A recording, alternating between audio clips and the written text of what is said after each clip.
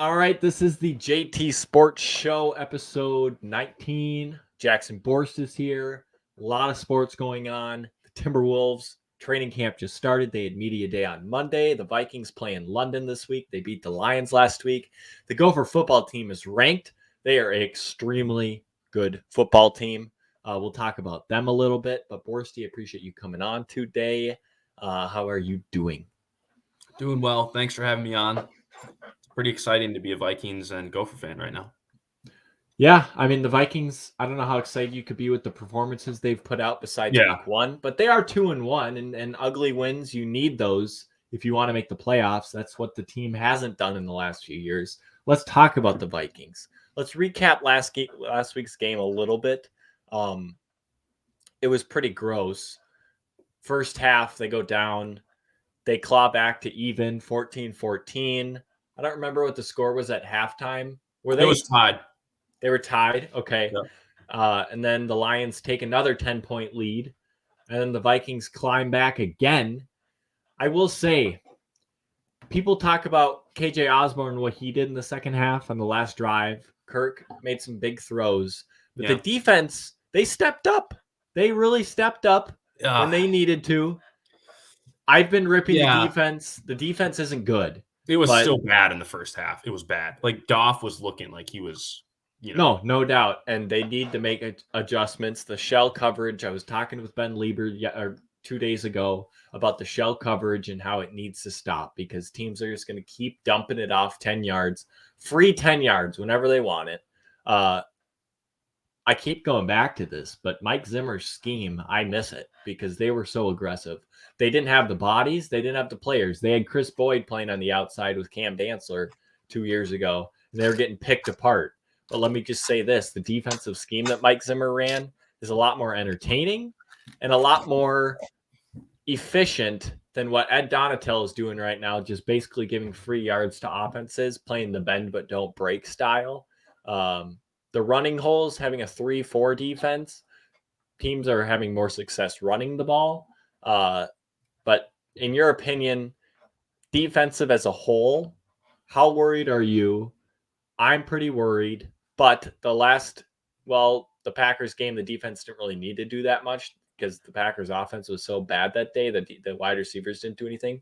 Eagles game, they sucked. And last game, they sucked for 3 quarters. So what are your thoughts on the defense? Yeah, I'm sort of worried. And it's more so that I thought that we were going to be fine no matter what because our offense was going to be so good that we could just get into shootouts with teams. I don't know if I see that anymore. Obviously, we're 3 weeks in, so, I mean, it could change. But, yeah, I mean, we were both at the game on Sunday, and it felt like the Lions were going to convert on every single third and fourth down. It was I wasn't even I wouldn't even stand up when it was like third down by like the third quarter. I was just like, no, I mean, they're going to get it. And it was really irritating. So I am very worried about the defense. But on the offensive side, I was saying all game to the guys I was with, we're due for a KJ game. We're due for a big KJ game. And he delivered, and that was super fun, electrifying. You want to know what I said? They had just missed the field goal, and we got the ball at like the 30-yard line. Yep. We said if Kirk can't get us 3 points here to tie the game, he's not the guy. And he got us a touchdown, which was very exciting, and I'm happy he did. So props to Kirk on that. I had no thoughts of the team not getting at least 3 points there. I don't know why. I just felt like they only had to go like 25, 30 yards. And that was my point, though. Teams always go and get those 3 points. Now, the field goal kicker might miss it. But I was just saying, like, if Kirk can't get us, well, because he was having a bad, I mean, he wasn't really good in the game, really, but the drive before, he was awful. What was it, like 4 incompletions in a row? Yeah, well, there was that penalty on that Arurie, blah, blah, blah. Yeah, but it's still the throw wasn't close. The throw wasn't close. And he didn't bring it on that drive. But that's why I said that. I was like, if you can't get us to the 40, I don't even know what I'm going to do. But beautiful pass to KJ, and we took the win. I am a little concerned. Well, actually, I'm not concerned, but JJ. Jefferson. I mean, teams are going to do this, but Yeah, I don't know how to feel about it because it's clear that they're just taking him out of the game, but he's got to find ways, and I think that'll come where he finds and KOC finds ways to get him the ball more. But you can't have him have 13 yards in a game. No. That just can't happen. Yeah, but again, if we make him pay, then that's good. But I kind of think the reason for that was because we haven't had the KJ game or the Thielen game. So these defenses are like, let's just take away Jefferson. We'll see what happens, and maybe we can win. And now they saw that we can beat in other ways. Maybe that'll open things up, but who knows? If I was the defense, if I was the Saints, I'd do the exact same thing because, it's not like the offense looked great with the way that the defense was covering JJ. It's not like they were just throwing it to Thielen and KJ wide open every play. Well, the last one was, though. And that was a freaking... And Thielen's touchdown was wide open, and so those are both blown coverages. That wasn't based on them covering JJ. It still kind of was. You still have two guys going that way, two guys going this way, and Mike Hughes just sucks ass, and so that's what happened on the KJ touchdown. I don't know what happened on the Thielen touchdown, but for him to be that wide open, something had to have gone wrong. The Thielen touchdown, two defenders went to Jefferson, and he went through wide open. All right. Well, overall with the Vikings right now, I am in the waiting stage because nothing has looked very good. I know at least after the Eagles game, you were saying they're going to win, I don't know how many games, a lot. 13-4. Do you still think they're going to win 13 games? I mean, like I said, our schedule is very favorable, and we're only going to get better. This is a first-year head coach who... Typically, first-year head coaches, it's kind of an adjustment period, and you don't win a lot of games. But with us, it's an adjustment period, but we're still winning. So that is that's good to see. So I don't know about 13-4. I don't want to walk it back yet, but maybe 12-5. But I don't know. I still think 13-4 is very possible. It's just sort of been an ugly brand of football. Even week one, after the week one, the team only put up 23, 24 points. It's not like the offense was clicking the whole game. Week two, it looked horrible. Week three, it was on and off. They scored 28. It didn't feel like they scored 28, but they scored 28. If they put up points against the Saints have a really good defense. If they can put up points against the Saints, that'll tell me a lot. The Bears next week, I don't know. The Bears are mediocre at best on defense. I don't know. I'm just on the waiting stage right now. This team has not proven anything to me. They have so much talent, but they just haven't proven anything. And so I'm giving them a chance with the new head coach. I think last year we lose that game.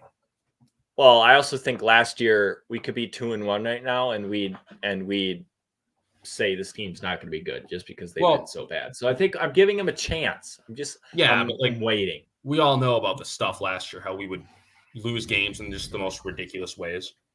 Yeah, we'd probably lose that game. Although last year we did beat the Lions on a last-second field goal after almost blowing it. Yeah, but they also beat us on a last-second touchdown for their first one of the season.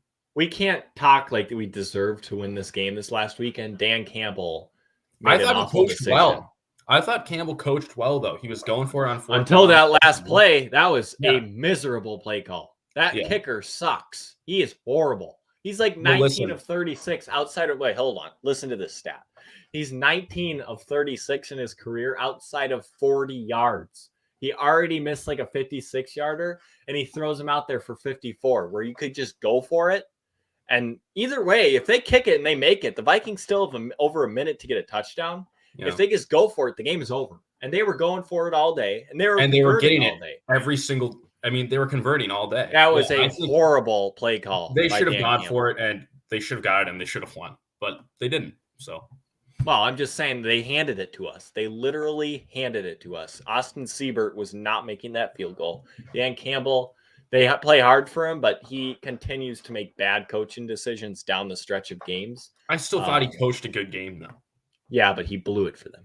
Yeah. What matters more, 3 calls in the first 2 quarters or the final call where you? It wasn't the first. It wasn't. It was the whole game except for the last call or the last field goal. Well, I also think the Vikings defense was so bad that they allowed them to That's true. That's true. convert fourth downs. Yeah. What's your prediction for this weekend in London? I am skeptical about this game. Andy Dalton is probably going to play, I think. Jameis Winston continues to be mispractice and doubtful and everything. Andy Dalton has beat the Vikings as a backup quarterback already with the Cowboys. The Saints defense is good. Alvin Kamara and the Saints offense in general has been pretty brutal so far this year. It'll get better. I don't know what to think of this game. I think the Vikings should win this game because they're more talented. But you just never know with this team. I don't know what to expect with this team. I'll keep saying it. That's something that we would say last year. You never know with this team. Not this. You don't. I don't know with this team. They got freaking torched. I expected us to beat the Packers, and we did. I expected it to be a tough game against the Eagles, and it was. And I expected us to beat the Lions, and we did. And I expect us to beat the Saints in London. And I think it's going to be a great Kirk game. Kirktober. No, hold on. Oh, you don't believe in Kirktober? No. You said you expected us to beat the Packers. That's fine. You said it was going to be a tough game against the Eagles. You did not expect to lose as bad as we did. And you thought, I guarantee you thought we were going to beat the Lions by more than a last-second touchdown. Yeah, I thought we were going to win against the Lions by more, yeah. Record-wise, I probably would have predicted 2-1 to this point, but the way they've done it is maybe not concerning, but confusing. And so this team's confusing. Yeah, they could show up and win by 21. They could win by 21. I could also see us losing this game. I don't know. Yeah, I could see us losing, but I think it's going to be a good game for us. The offense is going to be much better, I think. I hope so. I enjoy these morning Sunday games. I think they're fun. Get up and watch some football at 8:30 in the morning in London. Anything else with the Vikings before we move on to the Gophers? Yeah, Jefferson needs to get going. He needs to start releasing 150-yard performances after 150-yard performances. If he's going to get to 2,000 yards, he's got to. That ain't happening. Why not? Teams are watching film at what other teams are doing. They also saw that we made him pay. When? Against the Lions. Not really. I mean, the last second. We fed KJ and we fed Thielen points on the board. Yeah, it's not like it was like we freaking smoked the Lions defense. We didn't. If that happened, then teams would be like, crap, we can't do this to JJ. But I would keep doing this if I was opposing defenses. Well, this is what I'll say. Jefferson has faced some pretty elite corners the last 3 games. Slay, Okudah, and who's the next one? Marcus Lattimore. Yeah, Lattimore. So this could be the last game for a while where he might be held in check, but I expect, hopefully, after this game that he just skyrockets. Last thing, it's been confusing because last year I felt like we were talking about Kirk not throwing it to JJ enough.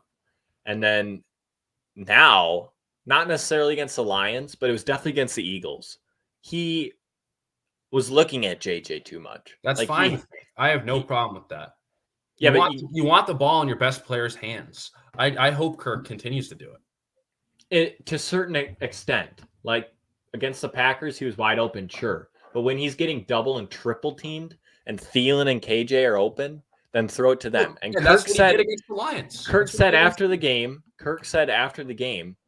the first 3 quarters and then including the fourth quarter until like the last 2 minutes, JJ is the number 1 option.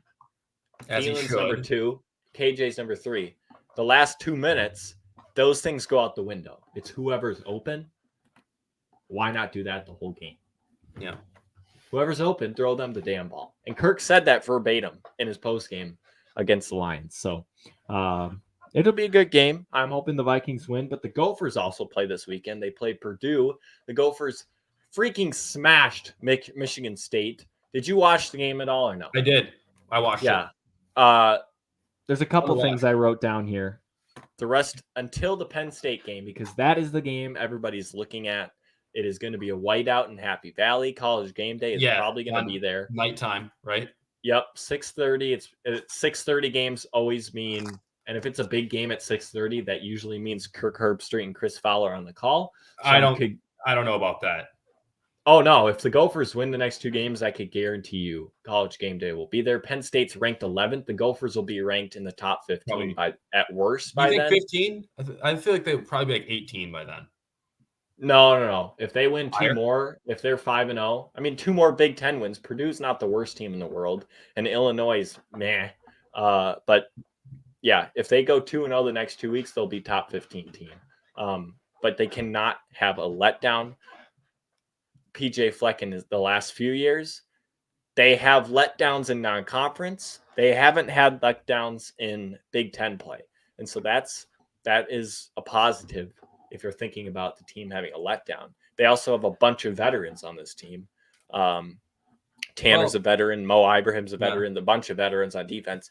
There has not been enough talk about how freaking good this Gopher defense is. Last year, they were the number 2 scoring defense in the entire country.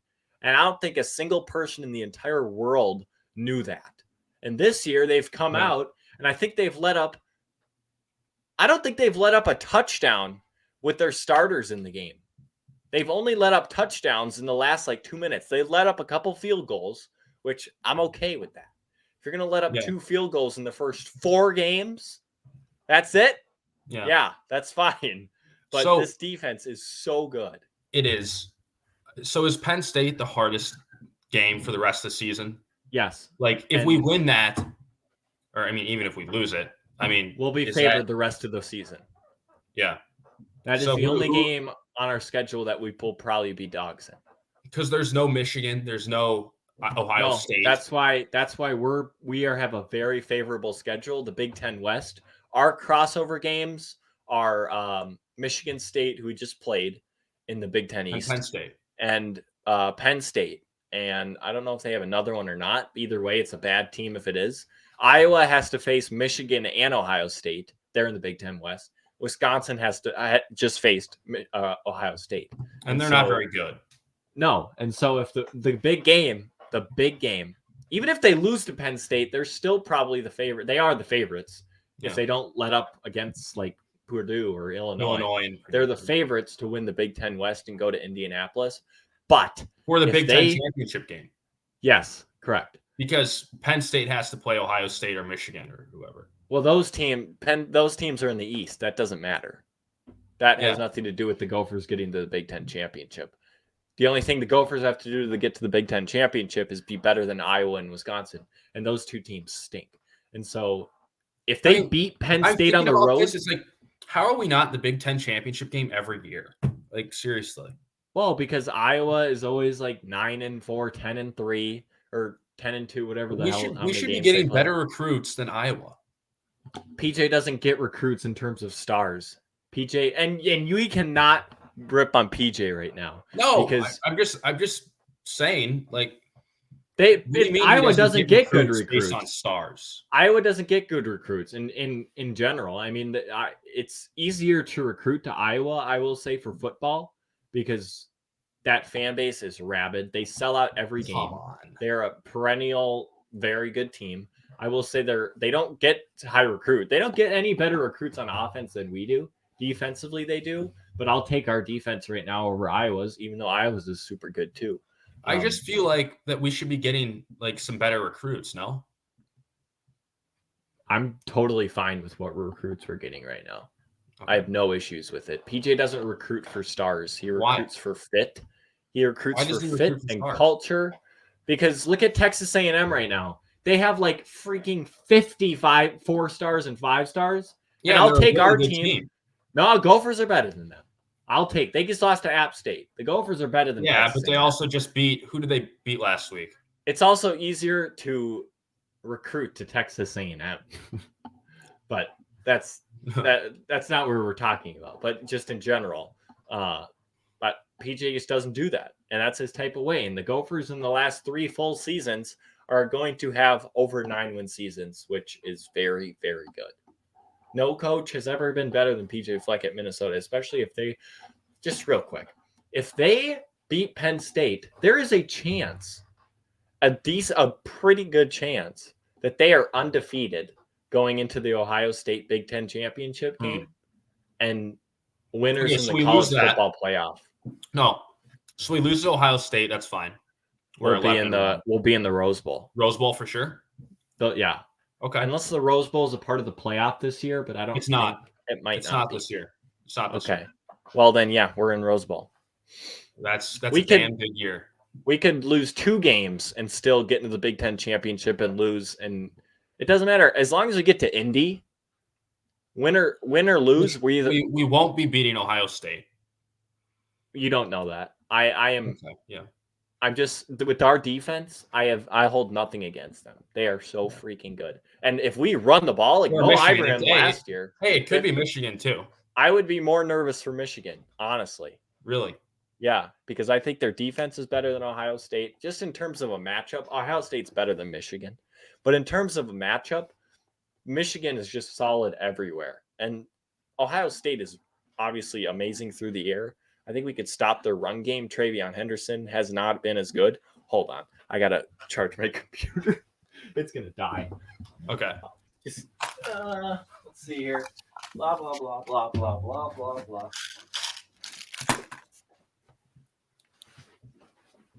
All right.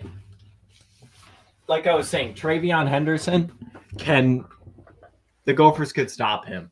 The passing attack, that would be difficult, but our secondary is as good as it's ever been. Jordan Howard and Tyler Newbin in the back with Justin Wally on the outside with other guys. But just, I don't know. That would be a very fascinating game, and I would not put it past us to for sure compete with them and maybe even beat them. Could you imagine the Gophers in the goddamn college football playoff? I can't. No, I can't either. That would just be a miracle. But for all the PJ haters out there, he is a damn good football coach, and he knows how to win college football games. Let's talk about the Timberwolves. Media day was on Monday. Opening night is in like 20 days. I'm excited. They play the Thunder opening night. There's a lot of question marks going into this season. What are your thoughts on what you've seen so far? Maybe not from practice, or actually I'll start because I have a bunch of questions and I'm going to lay them out here and then we can talk about them. Yeah. My first question is, what will the defensive scheme look like with this new tandem of Rudy Gobert and Cat? Because last year they played high wall defensive coverage and a very, very aggressive concept, which means Cat comes up. He doesn't sit back near the rim. He plays high on the pick and roll. If you're a good offense, and the way to beat that defense was to just keep passing it because the Gophers or the Wolves would just keep following the ball. Whereas the scheme that Rudy Gobert has always played is he just sits back by the rim. It's a way more cautious defense, way less tiring. But the thing is, when the Wolves have tried that in the past, they have gotten smoked because Cat is not good at it at all. The question is, what will they do this year? And I've heard it's going to be a mix of both because Cat does like to play up there. I don't know. They have so much length on the defensive end. I feel like they could just play drop coverage because, like I said, Cat wasn't good at it, but he's no longer in the space where he'll just be sitting back by the rim. That's Rudy Gobert. And Rudy Gobert has been a walking top 5 offense in his career just doing that. Yeah. So I don't know. But the players have talked about last year, they talked a bunch about playing in that aggressive scheme. It kept them in the game, and they actually really enjoyed playing it. But we'll see about that. Yeah. Who are the last? Well, you go ahead. Yeah. So you know what I was thinking about? Yeah. The other day, I think I finally come around to the Gobert idea. This being why. Remember Robert Williams last year on the Celtics? Yep. And how much of an impact he had? Yep. Why can't that be Gobert this year? Robert Williams didn't need the ball. Tatum and Brown could score all the points. Yep. You know? If he can just block shots like crazy back there and be such a presence, why not? Well, another thing is people forget that the Milwaukee Bucks won a championship 2 years ago with 2 bigs in the starting lineup, Giannis and Brook Lopez. Both of those guys are massive. It's not like Giannis isn't as complete of an offense. Take this with a grain of salt. Giannis is a better player than Cat, but he's not as a complete offensive player as Karl Anthony Towns is. And so in terms I'm of glad offense, you said take this with a grain of salt. well, yeah, a defense, he blows them out of the water. His complete game, he blows them out of the water. But offensively, Cat spaces the floor way better than Giannis does. Yeah. Now, Brook Lopez could shoot a little bit from three. He did pull him. Rudy Gobert can't really shoot, so maybe I should have swapped the players there. Giannis is Rudy and Brook is Cat, but Cat is way better than Giannis or Brook Lopez, and Giannis is better than Rudy, so it's hand in hand. But either way, they won a championship with two bigs, and people say that you can't do that. And so my question is, why can't the Wolves do it? My next question on the list was, how big of a step does Anthony Edwards take this year? And I think the key to the Wolves being a super good team and a contender is how big of a step Anthony Edwards takes, because their floor is super high to me. Like, I think they're gonna be a really solid team either way. You want to know what their floor is to me? What? 7 seed. Their floor is a 7 seed.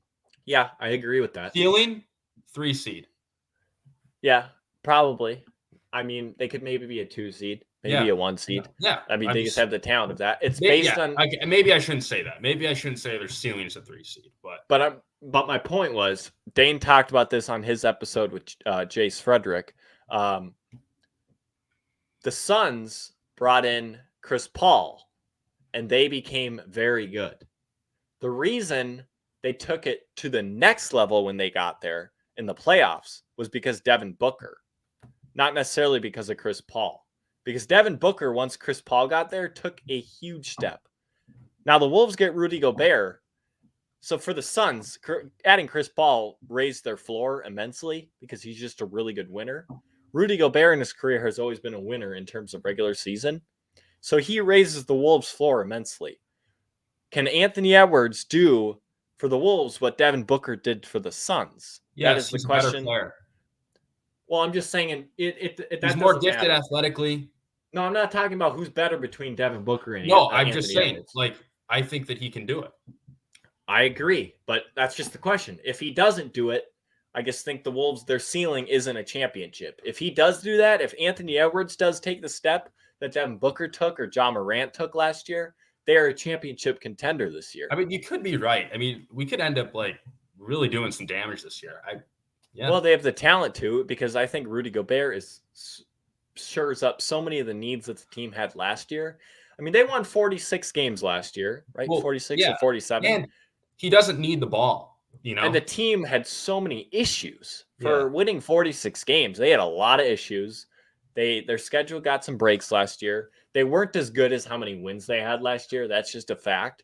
But now that we got Rudy Gobert and our depth is freaking unbelievable, it's nothing like I've ever seen in this franchise in a long time. I mean, signing veteran guys like Austin Rivers, who I think is going to play a big impact on this team. Kyle Anderson is very good. Bryn Forbes is probably not going to play much, but he's a solid 3-point shooter if you need him. Even like 10 or the Exhibit 10 players, like you're getting training camp spot. Eric Paschall, he's an NBA player. Like CJ Ellaby started a bunch of games for the Blazers last year. PJ Dozier. Well, Jaden McDaniels is in the starting lineup. I'm talking about a step. Well, yeah, we could talk about Jaden too. I'm just talking about this depth that the Wolves got this offseason. And a big thing in the media day was all of the players talking about the perception of this franchise. Imagine these players talking about how they want to come to Minnesota. Imagine these guys saying that like 4 years ago. That is, the perception of this franchise is so different from what it used to be. I had another question. Who are the last couple rotation players? So last year, Chris Finch started the season with an 11-man rotation. Later on, he said that was a massive mistake. This year, you have 11 guys that could probably play. I'm going to bring up the roster here. I don't foresee him doing that. So there's going to be players that don't play. And from what I've gathered, listening to Chris Finch in interviews, listening to Dane Moore, Naz Reid is not going to be a player, rotational player to start the season. Oh, no. Neither is Bryn Forbes. The question, well, it comes down to these three things. So you got your starting lineup of D'Lo, Anthony Edwards, Jaden McDaniels, Cat, and Rudy Gobert.